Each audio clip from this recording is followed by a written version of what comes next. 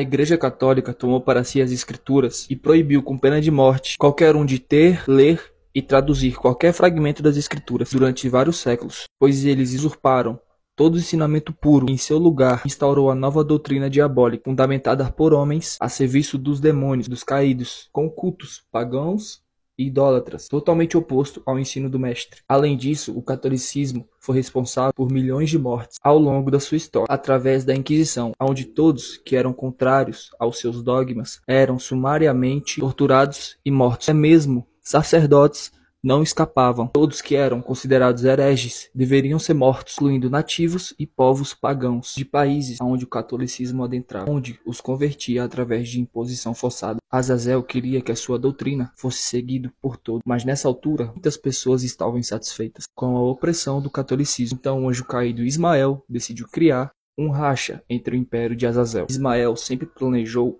tomar o poder de Azazel, e para tal se utilizou da maçonaria, a qual foi criada por Ismael pelos antigos templários, os quais antes serviam ao catolicismo, mas que, ao conseguir poder por meio de Ismael, decidiram fundar a sua própria instituição, assim se tornando inimigos do catolicismo, tanto que Azazel mandou perseguir e matar todos os seus líderes. Grandes homens, influentes e poderosos, recebiam poder e prosperidade por meio de Ismael. E assim, por meio desses homens, se iniciou a ruptura do catolicismo. Lutero, um ex-sacerdote católico, decidiu criar a sua própria doutrina, dando início ao protestantismo. A nova doutrina teve apoio dos grandes homens influentes e poderosos da época, todos maçons, assim como Martinho Lutero. Com o avanço do protestantismo, Ismael criaria o seu próprio império, a chamada Reforma Protestante, que se espalhou por vários e vários países europeus. Assim inicia a disputa da mãe e a filha, protestantismo versus catolicismo, onde países católicos que conquistavam outras nações as convertiam na doutrina católica, e os países protestantes faziam o mesmo. Veja que a América do Sul é predominantemente católica,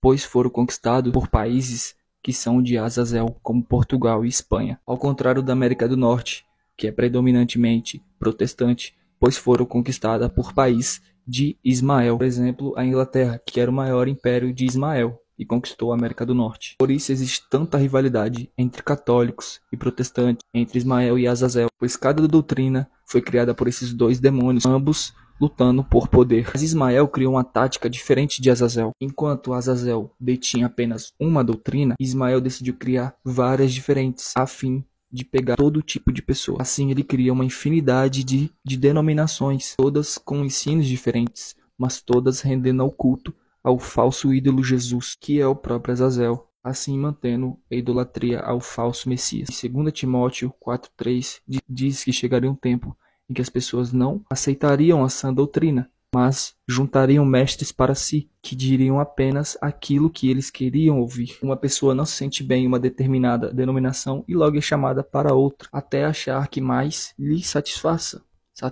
seus desejos de cura, libertação e prosperidade. É um caminho fácil, espaçoso, que muitos seguem por eles. Em Mateus capítulo 7, versículo 13 e 14, diz que existem dois caminhos, o caminho estreito e o caminho espaçoso. São muitos que escolhem o caminho espaçoso e poucos que encontram o caminho da porta estreita, que é o Messias.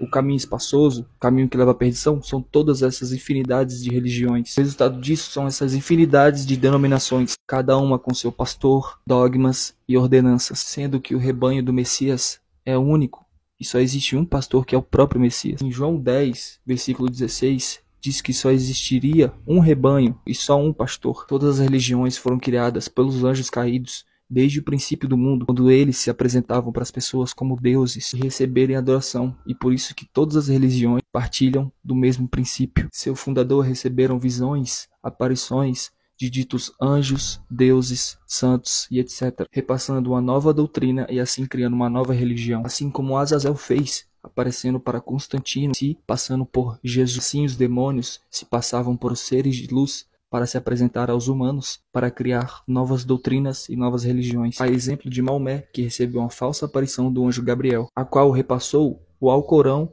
e uma nova doutrina, o Islã. Joseph Smith, o fundador dos Mormons, receberam a falsa aparição de Deus e Jesus, os quais disseram que nenhuma religião, nenhuma igreja era reconhecida por eles, e que seria Joseph responsável por restaurá-la na terra. E o próprio Joseph admitiu ser maçom no seu livro History of the Church. Da mesma forma, o Ellen White recebia várias aparições e visões de anjos e Deus, que no fim criaram a religião adventista. Allan Kardec, o fundador do Espiritismo, recebia várias revelações, bem como mentoria de ditos espíritos, onde lhe repassaram toda a doutrina do Espiritismo.